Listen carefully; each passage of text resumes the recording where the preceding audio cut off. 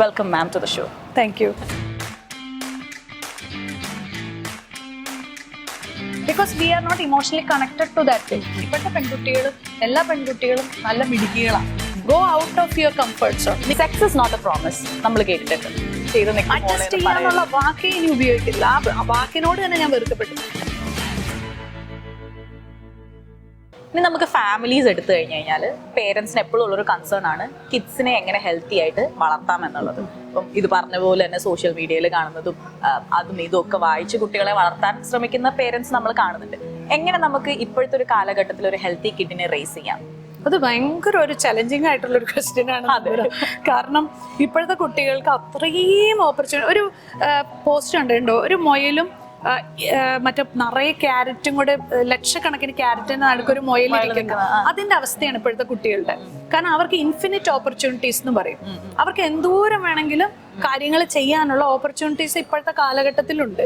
അപ്പൊ അവര് എന്താന്ന് വെച്ചിട്ടുണ്ടെങ്കിൽ അവരിപ്പോ നമ്മൾ വീട്ടിൽ നന്നായിട്ട് ചെയ്താലും സ്കൂളിൽ പോയി കഴിയുമ്പോ മറ്റേ കുട്ടി ഇത് കാണിക്കുമ്പോ ഇതിന് കൊതിയായി. അപ്പൊ അതൊരു പ്രശ്നമാണ്. അപ്പൊ ഞാൻ പറയണ മാക്സിമം 5 days വീട്ടിൽ നിന്ന് തന്നെ കഴിക്കാനായിട്ട് കുട്ടികളെ ശീലിപ്പിക്കുക. 2 ദിവസം ജങ്ക് ഫുഡ് കൊടുത്ത് അത് ശീലിപ്പിക്കുക. എന്നുവെച്ചാൽ അവർക്ക് ഒരിക്കലും മറ്റൊരാളുടെ അടുത്ത് പോയി കട്ട് തിന്നാനുള്ള ഒരു ഇത് തോന്നരുത്. രണ്ടാമത്തെ കാര്യം, പ്രകൃതിയായിട്ട് കുട്ടികളെ ഒന്ന് ഇത് ചെയ്യാം. ഇപ്പൊ ഞാനൊരു വീഡിയോ ചെയ്ത് ഭയങ്കര വൈറലായിരുന്നു. എന്ന് വെച്ചാൽ പണ്ട് കാലത്തെ കുട്ടികൾ ചെളിയിലും മണ്ണിലും ഇറങ്ങിയൊക്കെ കഴിഞ്ഞ കുട്ടികൾക്കാണ് ആരോഗ്യം കൂടുതൽ. ഇപ്പൊ നിങ്ങൾ നോക്കിക്കഴിഞ്ഞാൽ നമ്മളുടെ ഇപ്പൊ കൊച്ചി മെട്രോയുടെ അടിയിലൊക്കെ ഒത്തിരി ഈ തെരുവ് കുട്ടികൾ കാണാം. അവരുടെ അത്ര ഹെൽത്ത് ഇല്ല നമ്മളുടെ വീട്ടിലെ എല്ലാ സൗകര്യമുള്ള കുട്ടികൾ. അപ്പൊ അതിന്റെ അർത്ഥം എന്ന് വെച്ചാൽ അവര് പ്രകൃതിയുമായിട്ട് ഒത്തിരി ബന്ധപ്പെട്ട് മണ്ണിൽ നിന്നാണ്, നമ്മുടെ വിരലിലൂടെയാണ് ബാക്ടീരിയാസ് ഉള്ളിൽ വന്ന് ഇമ്മ്യൂണിറ്റി റേസ് ആവുന്നത്. അപ്പൊ നമ്മൾ ഇതിനെ ടിഷ്യൂ പേപ്പർ ഒക്കെ വെച്ച് തുടച്ച് ഇതിനെ വൃത്തിയാക്കി വീട്ടിൽ വെറ്റ് വൈപ്സ് ഒക്കെ ഇട്ട് ഇതിന്റെ പ്രതിരോധ ശക്തി കളയുവാണ് ചെയ്യുക. അതുകൂടാതെ അമ്മമാര് സ്നേഹിക്കുന്ന മുഴുവൻ പിzzയും ബർഗറും കൊടുത്തിട്ടാ. പക്ഷെ അവര് ആ കുട്ടിയെ എന്നാണ് പറയുന്നത്. അവര് ആ കുട്ടിയെ ഡയബറ്റിക് കുട്ടി ആക്കുകയാണ്. എന്നിട്ട് ഫ്യൂച്ചറിൽ അത് ഓർത്തിരുന്ന് കരഞ്ഞിട്ട് നമ്മൾ കാര്യമില്ല. ആ കുട്ടിക്ക് മൊബൈൽ കൊടുക്കുന്നതും ജങ്ക് ഫുഡ്സ് കൊടുക്കുന്നതും വലിയൊരു തെറ്റും അതുപോലെ തന്നെ അവരുടെ അൺഹെൽത്തി ആക്കുന്ന പ്രാക്ടീസസ് ആണെന്നാണ് എനിക്ക് പറയാൻ. അപ്പൊ ഞാൻ പറയുന്ന ആ മൊബൈൽ കൊടുക്കുന്ന സമയത്ത് അവനെ ഏതെങ്കിലും കരാട്ടെ ക്ലാസ്സിലോ അല്ലെങ്കിൽ അതായത് അവർക്ക് എല്ലാ ദിവസവും ഒരു 1 hour സ്വെറ്റിംഗ് കൊടുക്കണം. കാരണം ആ ഒരു എന്താ പറയണേ ബാഡ് ഫാറ്റ് ഉരുകാനുള്ള ഒരു സമയം നമ്മൾ കുട്ടികൾക്ക് കൊടുക്കണം. നമ്മൾ റിലേഷൻഷിപ്സിനെ കുറിച്ച് ഇതുവരെ സംസാരിച്ചില്ല. ഇപ്പൊ ഒരു ബ്രേക്കപ്പ് അല്ലെങ്കിൽ ഒരു ഡിവോഴ്സിലൂടെ പോകുന്ന ഒരു സ്ത്രീ പെർട്ടിക്കുലർലി സ്ട്രെസ് എങ്ങനെ മാനേജ് ചെയ്യാം, സസ്റ്റൈനബിൾ ആയിട്ട് എങ്ങനെ ചുറ്റുമുള്ളവരെ ബുദ്ധിമുട്ടിക്കാതെ എങ്ങനെ മാനേജ് ചെയ്യാമെന്നാണ് നമുക്ക് തോന്നുന്നത്? ഇത് എന്നത്തെയും ഒരു പ്രശ്നം തന്നെയാണ്. ഇപ്പോഴത്തെ കാലത്ത് അത് കുട്ടികൾ നന്നായിട്ട് തുറന്നു പറയുന്നുണ്ട്, അല്ലെങ്കിൽ അവരുടെ പേരൻസോ അല്ലെങ്കിൽ ആൾക്കാർ അതിനെ, ഒരു ഫ്രണ്ട്സ് അതിനെ ഹെൽപ്പ് ചെയ്യുന്നുണ്ട്. പണ്ടൊക്കെ ഒത്തിരി ഇത് നടക്കുന്നുണ്ട്, അന്നും ഇന്നും ഒക്കെ ഉണ്ട്. പക്ഷെ ഇപ്പോഴാണ് അതിനെപ്പറ്റി കൂടുതൽ അവയർനെസ് വരുന്നതെന്നുള്ളത്. ഇപ്പോഴത്തെ പെൺകുട്ടികളും എല്ലാ പെൺകുട്ടികളും നല്ല മിടുക്കികളാണ്. അതായത് അവർക്ക് അതിനെ നന്നായിട്ട് മാനേജ് ചെയ്യാൻ കേപ്പബിൾ ആണ് അവര്. പക്ഷെ കരഞ്ഞു അങ്ങനെ എക്സ്പ്രസ് ചെയ്തു എന്ന് വെച്ചാൽ that doesn't mean that they are week. അവര് അണ്ടർഗോ ചെയ്യുന്ന ഒരു ഭയങ്കരമായ ഒരു സ്ട്രെസ് ഉണ്ട്. ആ സ്ട്രെസ്സിന് ഞാൻ എപ്പോഴും പറയണ റൺ എന്നാ പറയണത്. അതായത് please don't sit at home. അവരെ പ്രൊഡക്റ്റീവായിട്ട് അവരെ ഏറ്റവും ഇഷ്ടപ്പെട്ട പാഷനെ why don't you convert that mental stress to a physical stress. ഈ ദീപിക പട്ടുകൊണ്ട് റീസെന്റ് ആയിട്ട് ഞാനൊരു വീഡിയോ ചെയ്തിട്ടുണ്ടായിരുന്നു. What she did when she was in a depression. പുള്ളിക്കാരി നല്ല പോലെ സ്പോർട്സിൽ പോയി അപ്പൊ നന്നായിട്ട് സ്വെറ്റ് ഇറ്റ് ഔട്ട് എന്ന് പറയണം. നമ്മളുടെ എല്ലാ മെന്റൽ ഫ്രസ്ട്രേഷനെയും നമ്മൾ ഫിസിക്കൽ എനർജി ആ സമയത്ത് ഞാൻ വരൂ ഇരിക്കൂ യോഗ ചെയ്യാന്ന് ഞാൻ പറയാറില്ല.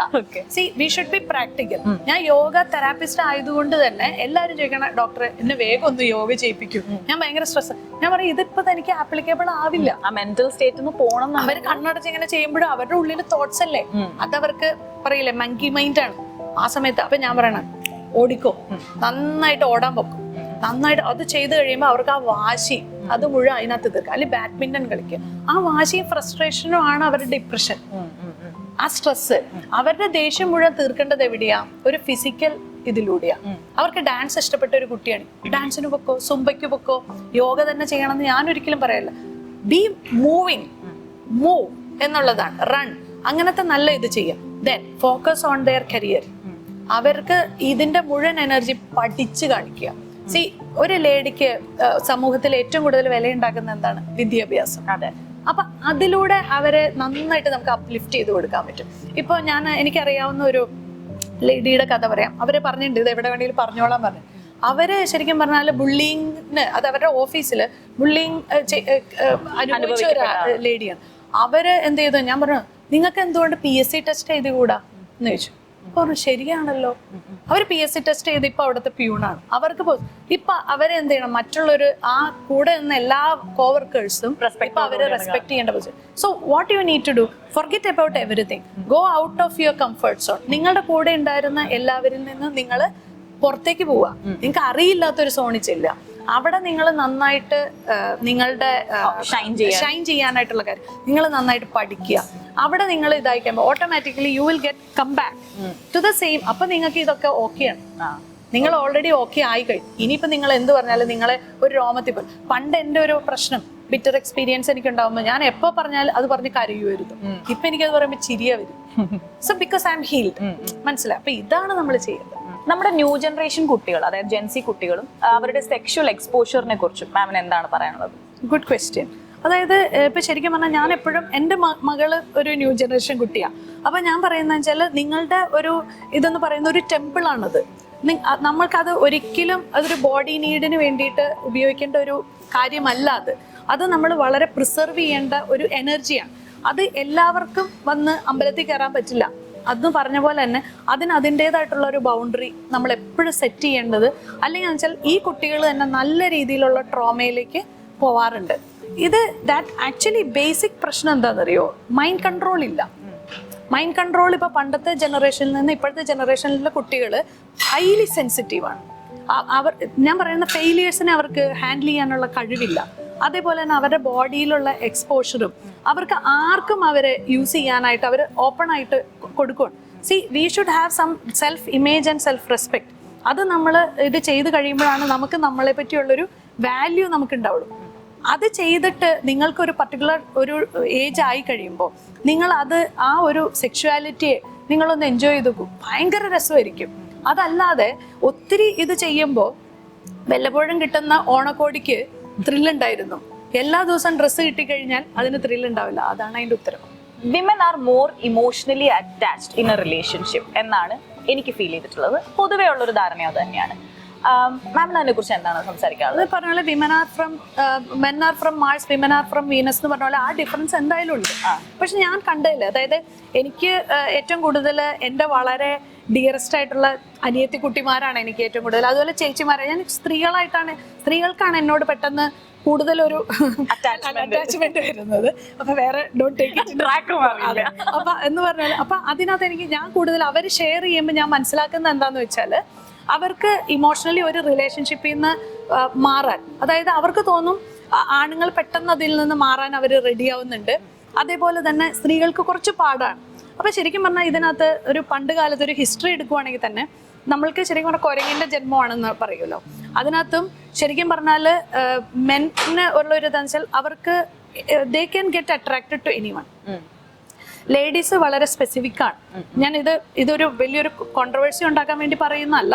പക്ഷെ ഞാൻ കൂടുതലും ഭൂരിഭാഗം എല്ലാവരുടെയും കാര്യമല്ല ഞാൻ പറയുന്നത്, ഭൂരിഭാഗം ആൾക്കാരിലും ഞാൻ കണ്ടുവരുന്നതെന്ന് വെച്ചാൽ അവർക്ക് ഇമോഷണലി ആണ് അവർ കൂടുതൽ ഒരു വ്യക്തിയോട് ഇത് ചെയ്യണത്. അവർക്കിപ്പോൾ നമ്മളുടെ ബാക്കിയുള്ള ഇൻറ്റിമസിയുടെ കാര്യങ്ങളിലൊക്കെ അവർക്ക് മറ്റേ സെക്സ് എന്ന് പറയുന്ന ഏറ്റവും ലീസ്റ്റ് പ്രയോറിറ്റി ഉള്ളൊരു കാര്യമാണ്. അവർക്ക് കൂടുതൽ കിട്ടേണ്ടത് പാമ്പറിങ്ങും അതുപോലെ തന്നെ ഒരു സ്നേഹവും കരുതലും ഒക്കെയാണ്. അവർക്ക് സിമ്പതി എമ്പതി ഈസ് നീഡഡ്, അല്ലെങ്കിൽ അവർക്ക് റെസ്പെക്റ്റ് വേണം. ഇത്തരം കാര്യങ്ങളാണ് ഒരു സ്ത്രീ ആഗ്രഹിക്കുന്നെങ്കിൽ പുരുഷന് നേരെ വേറെ രീതിയിലുള്ളൊരു സപ്പോർട്ടാണ് വേണ്ടത്.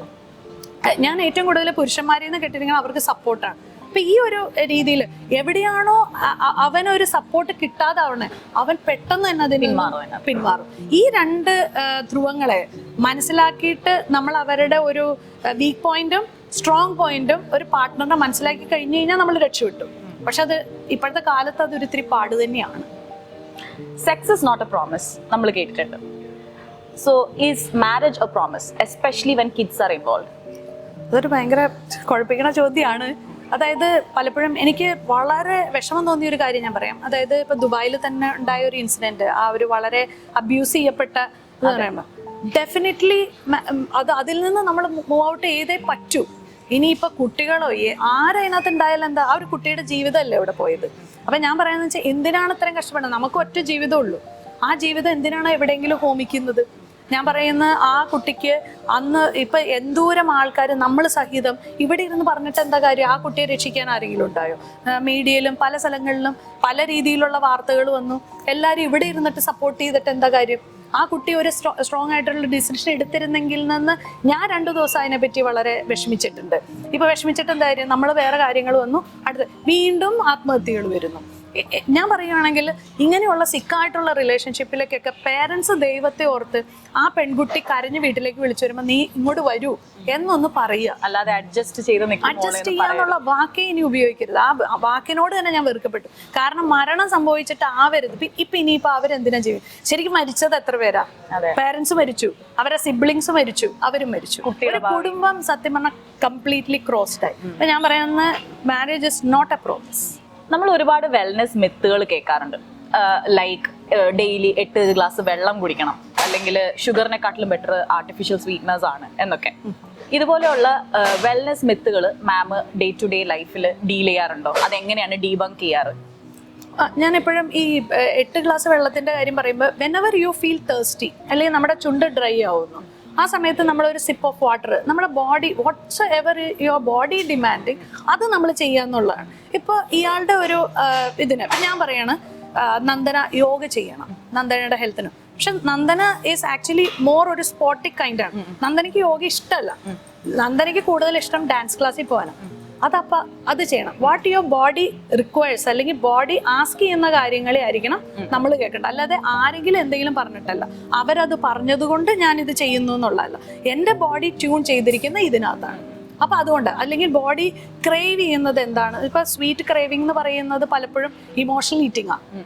അത് നമ്മൾ മനസ്സിലാക്കി ഒരാൾ തന്നിട്ടുണ്ടെങ്കിൽ നമ്മൾ ഇമോഷണൽ ഈറ്റിംഗിൽ നിന്ന് മാറ്റി നമ്മൾ ഇവിടെ ഇരുന്നിട്ട് നമ്മൾ ശരിക്കും പറഞ്ഞാൽ TV ഒന്നും കാണാതെ ഈ ഒരു വെള്ളം കുടിച്ചു കഴിയുമ്പോൾ നമുക്ക് മനസ്സിലാവും ഇത് ഒരു ഹോട്ട് ചോക്ലേറ്റ് ആണെന്ന് വിചാരിക്കുക. ഈ ചോക്ലേറ്റ് ഇതിന് ഭയങ്കര മധുരമാണല്ലോ എന്ന് പറഞ്ഞിട്ട് നമ്മൾ തിരിച്ചു വെക്കും. അതേസമയം നമ്മൾ ഇമോഷണലി ഇതാവുമ്പോൾ അതിൻ്റെ ഉള്ളിൽ നമ്മൾ TV ഒക്കെ കണ്ടിട്ട് ഭയങ്കരമായിട്ട് വാരി വലിച്ച് കഴിക്കും. Because we are not emotionally connected to that thing. അപ്പൊ നമ്മൾ കുറച്ചും കൂടി നമ്മൾക്കൊരു അവയർനെസ് നമ്മളെ പറ്റി ഉണ്ടായിക്കഴിഞ്ഞാൽ ഈ പറഞ്ഞിരിക്കുന്ന വെൽനെസ് എന്ത് മിത്താണെങ്കിൽ തന്നെ നമുക്ക് സ്വയം തിരിച്ചറിയാനുള്ള ഒരു ബോധം അവിടെ വയ്ക്കും. അപ്പം thank you ma'am for all of these insights. It has been a great discussion. അപ്പൊ ഇനിയും നമ്മൾക്ക് പല ഡിസ്കഷൻസിലേക്ക് മാം വരും എന്ന് പ്രതീക്ഷിക്കുന്നു. Thank you so much.